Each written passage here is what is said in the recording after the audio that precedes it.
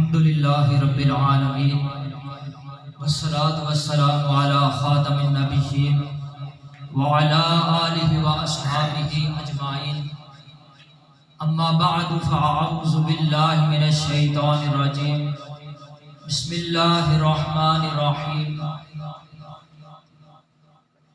ان اللہ وملائکتہ یصلون علی النبی یا ایہا الذین آمنوا صلوا علیہ وسلموا تسلیما۔ ذوق شوق کے ساتھ پڑھیں الصلاۃ والسلام علیکہ یا سیدی یا رسول اللہ وعلی آلک واصحابک یا سیدی یا حبیب اللہ۔ الصلاۃ والسلام علیکہ یا سیدی یا نبی اللہ وعلی آلک واصحابک یا سیدی یا نور اللہ۔ اللہ تبارک و تعالی جل شانہ کی حمد و ثنا، درود خاتم الانبیاء علی تحیات و ثنا کے بعد دعا ہے کہ قادر مطلق جل شانہ دین دنیا آخرت بہتر فرمائے۔ گرامی قدر حضرات، جو کہ علامہ صاحب ابھی آ رہے ہیں، وہ راستے کے اندر ہیں، چند ہی لمحوں کے اندر وہ یہاں پر تشریف لائیں گے۔ چند ایک ضروری باتیں عرض کروں گا، دعا ہے کہ قادر مطلق صحیح معنوں میں بیان کرنے کی توفیق عطا فرمائے۔ گرامی قدر حضرات، اللہ تبارک و تعالی جل شانہ نے اپنے کلام قرآن مجید کے اندر ارشاد فرمایا وَمَن يُعَظِّمْ شَعَائِرَ اللَّهِ فَإِنَّهَا مِن تَقْوَى الْقُلُوبِ، فرمایا کہ دل کی جو پرہیزگاری ہے، فرمایا وہ کس چیز کے اندر ہے؟ جو دل کی پرہیزگاری ہے وہ اللہ تبارک و تعالیٰ کی نشانیوں کا ادب کرنے کے اندر ہے۔ اللہ کی جو نشانیاں ہیں ان کا ادب کرنے کے اندر، ان کی تعظیم کرنے کے اندر دل کی پرہیزگاری ہے۔ اگر تم دل کی پرہیزگاری چاہتے ہو تو فرمایا اللہ تبارک و تعالیٰ کی جو نشانیاں ہیں ان کا ادب کرو، تعظیم کرو۔ یہاں پر سب سے پہلے ایک بات بیان کر دیتا ہوں کہ بعض لوگ یوں ذکر کرتے ہیں اللہ اللہ اللہ، اس طرح سے ذکر کرنا جائز نہیں۔ لہٰذا جو اللہ تبارک و تعالیٰ کا نام ہے پورا نام لینا چاہیے، اوپر کھڑی مد ہے، کھڑی زبر، اور آخر میں ہا ہے، لہٰذا ہا کو ظاہر کر کے پورا اسم جلالت شریف لینا چاہیے، اور اس طرح سے ذکر کرنا چاہیے کہ اللہ، جو ہا ہے اس کو ظاہر کرنا ضروری ہے۔ اگر کوئی بندہ ظاہر نہیں کرتا، محض اللہ اللہ کرے جاتا ہے، تو اس بندے کو کوئی ثواب نہیں ملے گا۔ لہٰذا جو اللہ تبارک و تعالیٰ کا نام ہے اس نام کو ظاہر کر کے لینا، اس کے اندر ہی ادب ہے کہ اللہ یہ مکمل نام ہے۔ دوسری بات وہ یہ ہے کہ اگر کوئی بھی بندہ یہاں پر آ جاتا ہے تو ہم کہتے ہیں کہ چودھری صاحب آ گئے، ملک صاحب آ گئے، خان صاحب آ گئے، اور یہاں پر فلاں صاحب آ گئے، لیکن جب اللہ تبارک و تعالیٰ کا نام آتا ہے تو کہہ دیتے ہیں محض اللہ۔ تو جو اللہ تبارک و تعالیٰ کا نام ہے اس کے ساتھ تعظیمی الفاظ کہنا یہ مسلمان پر لازم ہے۔ یوں کر کے کہہ لینا چاہیے کہ اللہ جل شانہ، اللہ تبارک و تعالیٰ، اللہ رب العزت۔ اس طرح کے جو تعظیمی الفاظ ہیں ان کا خیال رکھنا بھی ضروری ہے۔ اگر انبیاء کرام کا ذکر ہو تو اس کے ساتھ علیہ الصلوۃ والسلام یہ الفاظ کہنے چاہیے۔ اسی طرح جب صحابہ کرام کا ذکر ہو تو ساتھ یوں کہنا چاہیے کہ رضی اللہ تعالی عنہ، اور اس کے بعد اگر اولیاء کرام کا ذکر ہو تو کہہ دینا چاہیے کہ رحمت اللہ تعالی علیہ، کہ اللہ تبارک و تعالی کی ان پر رحمت ہو۔ تو گرامی قدر حضرات، اگلی بات کہ بعض لوگ کہتے ہیں کہ بعض لوگ قبروں پر جاتے ہیں، مزاروں پر جاتے ہیں اور جا کر سجدے کرتے ہیں، تو سجدہ کرنا شرک ہے، فلاں ہے، ٹمکاں ہے۔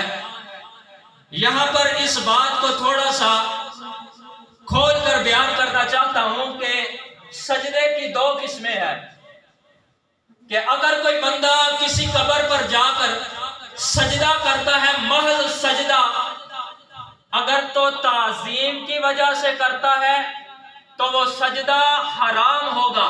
ہماری شریعت مطہرہ کے اندر کسی کو سجدہ کرنا، اللہ تبارک و تعالیٰ کے علاوہ کسی کو سجدہ کرنا جائز نہیں۔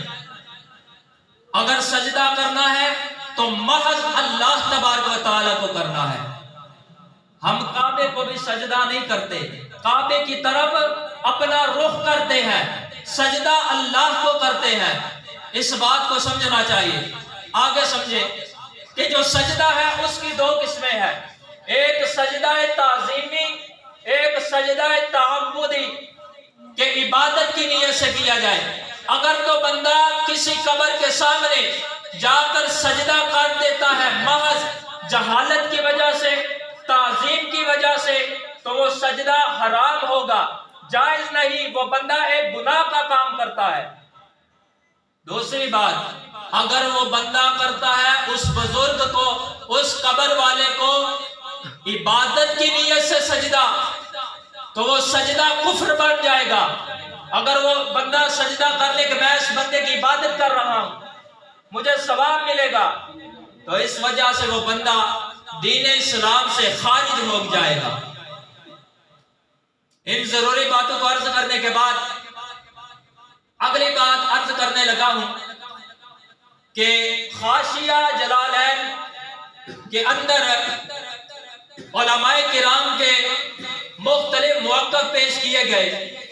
وہاں پر لکھا گیا کہ اگر اللہ تبارک و تعالیٰ کا نام کسی نے زمین پر دیکھا اور زمین پر چھوڑ دیا، اسے اٹھایا نہیں، محض اپنی ٹور کی وجہ سے، اپنی عزت کی وجہ سے، اپنے نفس کی وجہ سے اللہ تبارک و تعالیٰ کے نام کو زمین پر گندگی پر چھوڑ دیا، تو فرمایا فقد کفر، وہ بندہ کافر ہو جائے گا۔ آج اخباروں پر، اشتہاروں پر اور سکول و کالج کی جو کتابیں ہوتی ہیں ان پر، اور ان کو ردی بنا کر جو بیچا جاتا ہے ان پر، کاپیوں پر، مختلف جو اخبارات ہوتی ہیں تمام پر اللہ کا نام بھی ہوتا ہے، اس کے رسول کا نام بھی ہوتا ہے، صحابہ کرام کا نام بھی ہوتا ہے، اہل بیت اطہار کا نام بھی ہوتا ہے۔ لہٰذا اگر کوئی کہتا ہے کہ میں خدا کو ماننے والا ہوں، میں توحید والا ہوں، اسے چاہیے کہ خدا کا نام تو اٹھائے نا۔ اگر کوئی کہتا ہے کہ میں رسول اکرم صلی اللہ تعالیٰ علیہ وسلم کو ماننے والا ہوں، تو اسے چاہیے کہ رسول اللہ صلی اللہ علیہ وسلم کے نام کو تو اٹھائے۔ اگر کہتا ہے کہ میں اہل بیت سے پیار کرنے والا ہوں، محبت کرنے والا ہوں، محبت اور عشق کا دعویٰ کرنے والا ہے، تو اس بندے کو چاہیے کہ اہل بیت کے نام بھی تو اخبارات پر ہوتے ہیں، جیسے کہ علی، فاطمہ، حسن، حسین، تو لہٰذا ان ناموں کا ادب کرنا بھی لازم ہوگا۔ حضرت سیدنا مجدد الفسانی رضی اللہ تعالی عنہ ورحمت اللہ تعالی علیہ آپ فرماتے ہیں کہ میں ایک مرتبہ ایک ویرانے کی طرف گیا، ایک جنگل کی طرف گیا، اور فرمایا کہ میں نے جاتے جاتے فرمایا کہ میں ایک جگہ پر بیٹھ گیا۔ بیٹھنے کے بعد تھوڑی دیر بعد جب بیٹھا تو میں نے نگاہ کی کہ سامنے ایک ٹوٹا ہوا پیالہ پڑا ہوا تھا۔ فرمایا ایک پیالہ پڑا ہوا تھا اور اس پر اللہ تبارک و تعالیٰ کا نام لکھا ہوا تھا۔ فرمایا کہ جب میں نے وہ نام دیکھا تو میں چونک گیا، میں حیران رہ گیا، میں پریشان ہو گیا۔ فرمایا میں نے جلدی سے وہ پیالہ اٹھایا، فرمایا پیالہ اٹھا کر میں نے گھر میں لایا، فرمایا گھر میں لانے کے بعد اسے میں نے پاک کیا، صاف کیا، اور فرمایا کہ پاک صاف کرنے کے بعد ساری زندگی فرمایا اسی پیالے کے اندر میں پانی پیتا رہا۔ اللہ تبارک و تعالیٰ نے اس پیالے کی برکت سے، عظمت سے، شان سے فرمایا مجھ پر وہ رموز کھولے، فرمایا وہ نقطے مجھ پر کھولے جو پہلے جو علماء تھے، سلفی صالحین تھے، فرمایا جو نقطے رموز ان پر نہ کھلے تھے، اللہ تبارک و تعالیٰ نے مجھ پر کھول دیے۔